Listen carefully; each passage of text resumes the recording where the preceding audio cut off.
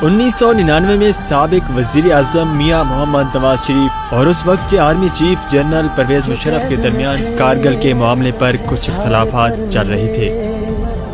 इन्हीं इख्तलाफात के बायस नवाज शरीफ ने जनरल मुशर्रफ को जबरी रिटायर करने और नए आर्मी चीफ ज़ियाउद्दीन भट्ट को तैनात करने का फैसला कर लिया था।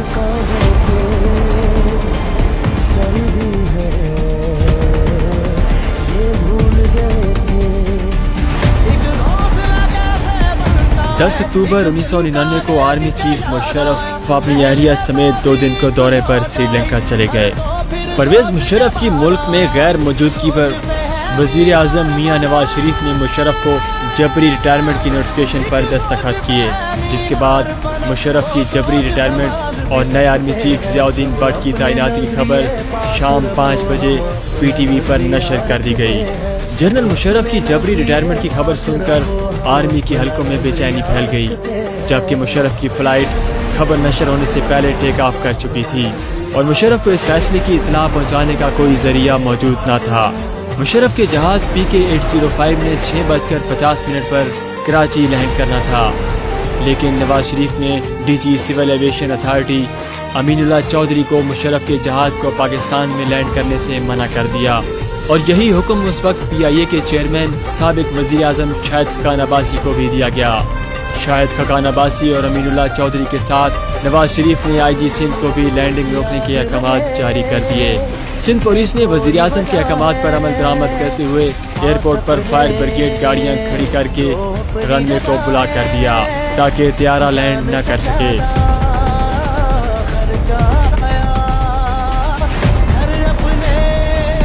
शाम 6 बजे के करीब एयर ट्रैफिक कंट्रोल से कैप्टन सरवत को पैगाम दिया गया कि आप तैयारा पाकिस्तान के किसी भी एयरपोर्ट पर लैंड नहीं कर सकते।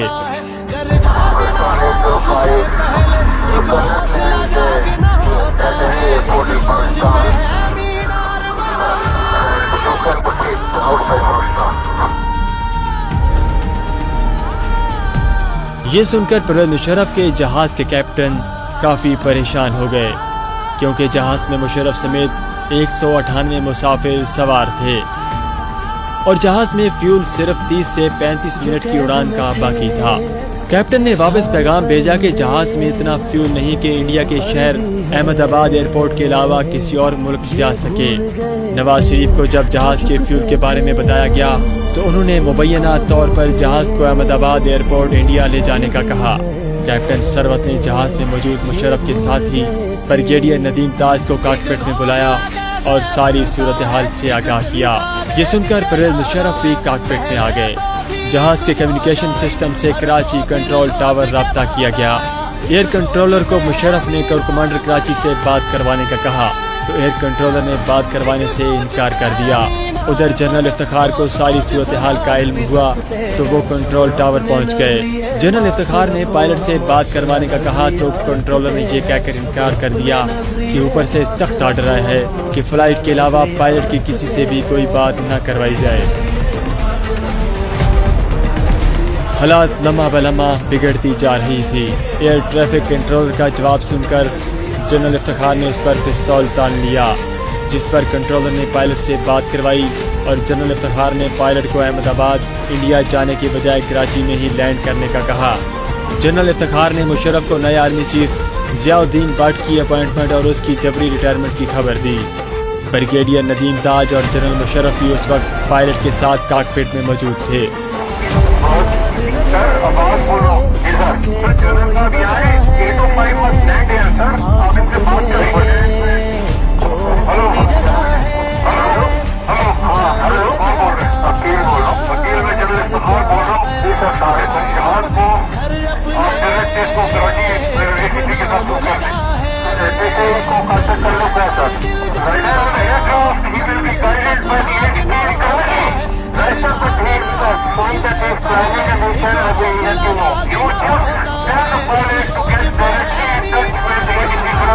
जनरल मुशर्रफ ने 7:32 पर जनरल इफ्तिखार को यह आर्डर किया कि 111 ब्रिगेड के corps commander Rawalpindi, lieutenant general Mahmood और जनरल अजीज, जो कि उस वक्त कोर कमांडर कराची थे, उनको कहें कि मुल्क पर टेक ओवर कर लिया जाए और किसी को भी मुल्क से बाहर न जाने दिया जाए। ناظرین لینڈنگ ٹائم 6:50 تھا جبکہ طیارے کو ہوا میں گھومتے ہوئے 50 منٹ ہو چکے تھے اور پائلٹ کی پریشانی بڑھتی جا رہی تھی۔ آخرکار فوج کی مداخلت سے 7:40 پر طیارے کو کراچی ایئرپورٹ پر بحفاظت لینڈ کروا دیا گیا۔ جب طیارے نے لینڈ کیا تو جہاز میں صرف 7 منٹ کا فیول باقی تھا۔ جنرل مشرف طیارے سے اترے تو corps commander Karachi general Usmani نے اترتے ہی ان کو یہ بتایا کہ مجھے آپ کو گرفتار کرنے کا حکم ملا ہے۔